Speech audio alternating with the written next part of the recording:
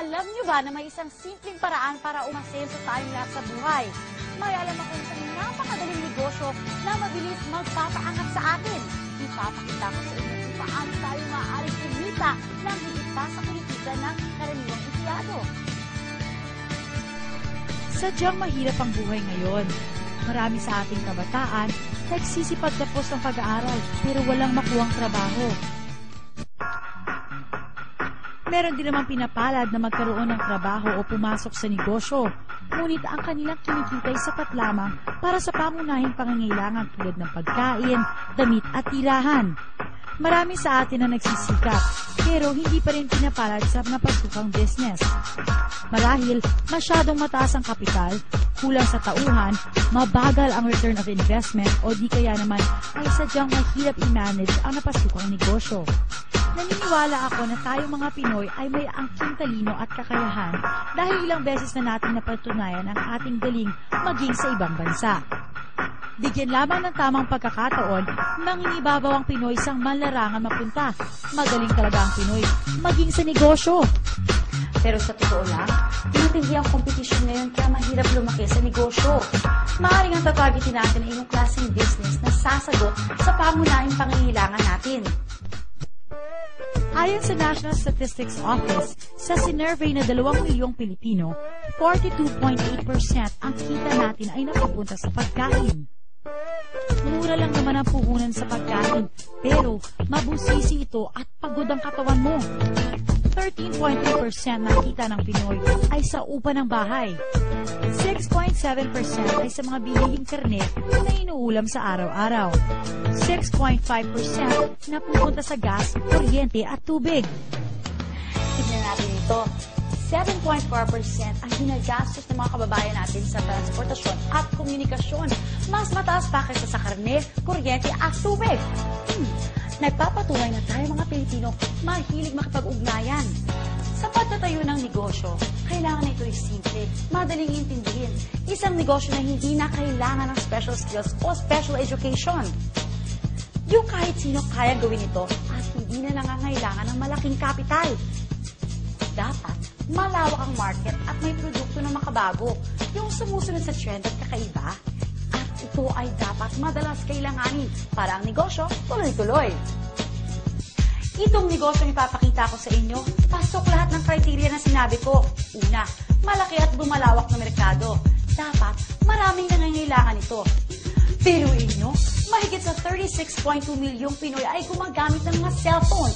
At ayon sa survey na ginawa ng Pulse Asia, 96% nito ay naka-prepaid. Ayon naman sa isa pang survey, sa isang taon, gumagastos tayo ng mahigit na 93 billion pesos na halaga para sa prepaid cards. At lumalago pa ito taon-taon ng 18% hanggang 25%. O diba, napakagandang pagkakitaan ng negosyo ng prepaid cards. Ito ay pangmatagalan. Isang negosyo na base sa mobile at wireless technology o ang tinatawag nating cellphone o text messaging business, itatap lang natin ang technology na meron na ang halos lahat ng tao, kaya't mabilis ang bentahan, kaya't hindi na tayo mamumuhunan ng malaki. Pangatlo, ito ay unique, pambihira. Isang m-commerce o mobile commerce ang nag-concentrate sa prepaid at microtransactions. Kumbaga, hindi pa nagagamit ng customer ng produkto, binayaran na niya. Mas pinabilis niyo pa ang pagbili dahil ngayon, pwede pa ang tingin. Napansin niyo ba na dalawa sa pinakamalaking kumpanya ngayon na patuloy sa paglago ay nasa negosyo ng wireless technology? Pinatutunayan ng kanilang tagumpay na ang e-loading ay pinatangkilik ng marami. Isipin nyo, meron kayong cellphone. Tuwing gagamit kayo nito, lumalabas ang pera nyo. Hahayaan na lang ba natin na manatiling puro gastos ang pagkakaroon ng cellphone samantalang pwede naman pala itong pagkakitaan? Ito ay consumable. Maaari nating ibenta sa isang tao ng paulit-ulit. Dahil ang mga Pinoy ay malakas kumonsumo ng load. Sigurado ang kita dito. Meron pang programa para kumita ang mga subscribers ng pantay-pantay. Mauna man sila o dumating na tayo sa kalagitnaan, may pagkakataon pa rin tayo makipagsabayan sa kitaan. Kinikilala ng Portal Innovations ang lumalaki at patuloy na paglago ng market ng prepaid business. Kaya naman, tinutugunan nila ang pangangailangan nito. Hindi na baguhan sa larangan ng ganitong negosyo ang Portal Innovations. Noong June 2003, ipinakilala nila ang kauna-unahang universal prepaid loading system sa Pilipinas. Sila din ang nagpakilala ng pagdidistribute ng prepaid cards na cardless sa pamamagitan ng pagpapadala ng pins via text. Hindi lang yan. Nagamit ang Portal Innovations ng 2004 Philippine Marketing Excellence Award for the most outstanding SMS and web technology provider. August 2004 nang ilinunsad ng Portal Innovations ang isa sa pinakabagong programa nito, ang Load Extreme. Ano ba ang Load Extreme? Ang Load Extreme ay isang paraan ng pagninegosyo na pwede kang magbenta ng iba't ibang prepaid products gamit ang inyong cellphone o computer.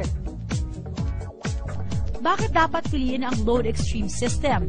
Hindi nyo kailangan ng malaking kapital. Sa maliit na halaga o maaaring libre pa, pwede kayong maging retailer. Walang physical inventory ng mga prepaid cards. Walang tauhang dapat swelduhan, kung kaya't napakagaan sa bulsa bilang panimulang negosyo o sideline. Dito ay hindi nyo kailangan umupa ng pwesto dahil kahit nasa bahay o nasa labas ka man, maaari pa rin magpatuloy ang negosyo. Pwede itong gawin ng part-time o full-time. Isang cellphone lang ang kailangan nyo para makapagbenta ng iba't ibang prepaid products.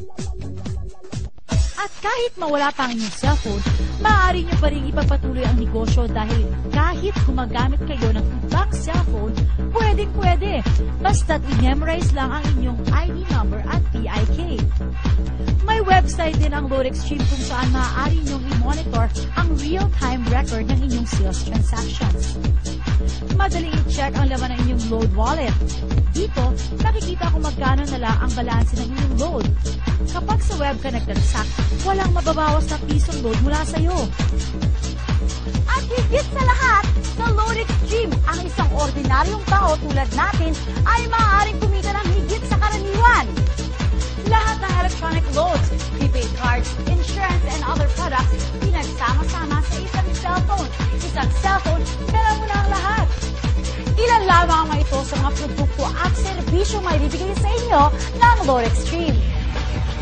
Wireless card products, over-the-air man, o landline, maging satellite TV o satellite phone services, kahit pa internet, online gaming, at kahit sa advertising o insurance pa man. Pwede kayong magpa-impress sa inyong mga minamahal o maging instant flower shop. Higit pa dyan ang kayang ibigay ng Load Extreme dahil ang vision nila ay maging singular access sa mga produkto at serbisyo na madalas natin bilhin gamit ang isang cellphone. Ito ang future ng prepaid.